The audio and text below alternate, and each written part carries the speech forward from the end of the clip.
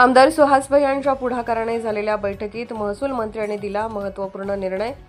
विटा शहरातील यशवंत नगरमधील 60 प्लॉट धारकांचे अनावधानाने शर्तभंग झालेले आहे। या प्लॉट धारकांना शासनाकडून लाखो रुपये दंडाच्या नोटिसा आलेल्या आहेत। त्यावर मार्ग काढण्यासाठी राज्याचे महसूल मंत्री आमदार चंद्रशेखर बावनकुळे यांच्या मंत्रालयातील दालनामध्ये एक महत्त्वपूर्ण बैठक आयोजित करण्यात आली होती। या महत्त्वपूर्ण बैठकीमध्ये प्लॉटचे कब्जेपट्टी झालेल्या दिवशीचा रेडी रेकनरचा दर किंवा शर्तभंग झालेल्या दिवशी असणारा रेडी रेकनरचा दर यावरती नजराणा आकारण्यात यावा, जेणेकरून आजचा बाजारभाव एवढा दंड आकारला जाणार नाही असा निर्णय घेण्यात आला असल्याची माहिती आमदार सुहास बाबर यांनी दिली। विटा शहरातील यशवंत नगरमधील शासकीय प्लॉटधारक भोगवटदार वर्ग 2 मधून भोगवटदार गट 1 मध्ये होण्यासाठी आमदार सुहासभाई बाबर यांच्या पुढाकाराने राज्याचे महसूल मंत्री आमदार चंद्रशेखर बावनकुळे यांच्या मंत्रालयातील दालनामध्ये बैठक संपन्न झाली। या बैठकीस आमदार सुहासभाई बाबर, महसूल खात्याचे प्रमुख अधिकारी, भाजपचे ज्येष्ठ नेते अनिल अप्पा बाबर, दत्तात्रय तारळकर, गणेश चोथे उपस्थित होते।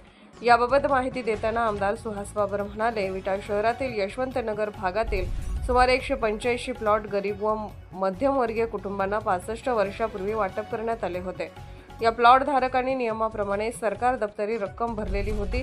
आज अखेर सर्व नागरिक प्लॉटमध्ये आपापल्या ऐपतीप्रमाणे घर बांधून राहत आहेत, परंतु प्लॉट धारकाकडून अनावधानाने शर्तभंग झालेले आहेत। त्यामध्ये प्लॉट तारण देऊन कर्ज काढणे, प्लॉट हस्तांतरण करणे, प्लॉट भाडेतत्वावर देणे, व्यावसायिक वापर इत्यादी प्रकारच्या शर्तभंग झालेल्या आहेत। त्यामुळे संबंधित प्लॉट धारकांना शासनाकडून मोठ्या रकमा भरण्याच्या तसेच वसुलीच्या नोटिसा आलेल्या आहेत। त्यामुळे प्लॉट धारक भयभीत झाले असून या प्लॉट धारकांनी भोगवटदार 2 मधून भोगवटदार 1 मध्ये परावर्तित होण्यासाठी विनंती केलेली आहे। त्यामुळे विटा शहरातील यशवंत नगर भागातील शासकीय प्लॉट भोगवटदार 2 मधून भोगवटदार 1 मध्ये होण्यासाठी आपल्या स्तरावर बैठक आयोजित करण्याची विनंती राज्याचे महसूल मंत्री आमदार चंद्रशेखर बावनकुळे यांच्याकडे केली होती।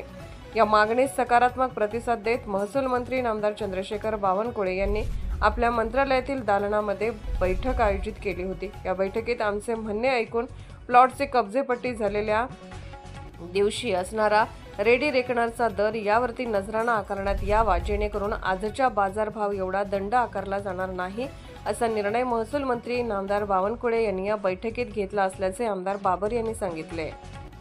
खानापूर तालुक्यातील एकमेव सर्वसमावेशक हक्काचं न्यूज चॅनल विटा लाईव्ह न्यूज चॅनल।